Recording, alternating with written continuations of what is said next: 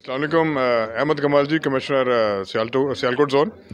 आज बड़ा अच्छा सेमिनार हुआ जी with the bakers and sweets association, और ये हमारे जितने भी साथी हैं तशरीफ़ लाए थे सियालकोट से, नारोवाल से, डस्का से।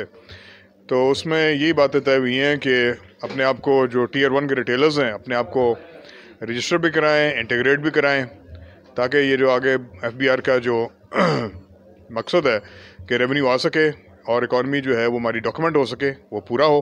उसमें गुजारिश ये है कि महकमा मुकम्मल तौर पे आपको फैसिलिटेट करेगा।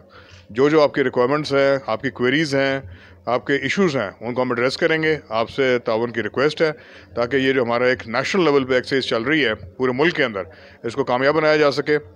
इसमें अगर किसी साहब को कोई क्वेरी है तो हर वक्त हम लोग अवेलेबल हैं, हमारे यूनिट ऑफिसर्स अवेलेबल हैं, एडिशनल कमिश्नर साहब भी अवेलेबल हैं, मैं खुद अवेलेबल हूँ, वो भी हम टेकअप करेंगे। और इसके अलावा आपसे गुजारिश ये है कि इसको ऐसे समझें जैसे कि हमारा कौमी फ्रीज़ है। ये किसी इंडिविजुअल के लिए या किसी जो कहते हैं आइसोलेशन में या FBR के लिए आप नहीं काम कर रहे, बल्कि ये जो आप काम कर रहे हैं ये मुल्की मफाद के अंदर कर रहे हैं। हमारे ऊपर जो अब इंटरनेशनल रिक्वायरमेंट्स हैं उसके अंदर भी डॉक्यूमेंटेशन, इंटीग्रेशन सारी रिक्वायरमेंट्स हैं। इसको अगर हम एज अ टीम इकट्ठे मिलकर चलेंगे, एक दूसरे की बात को समझेंगे और आगे बढ़ेंगे, तो इसमें बहुत जल्दी बहुत बेहतरी आएगी। हमारा रेवेन्यू भी इंक्रीज़ होगा, इकॉनमी भी डॉक्यूमेंट होगी और मुल्क की तरक्की के अंदर हम अपना हिस्सा डाल सकेंगे। बहुत शुक्रिया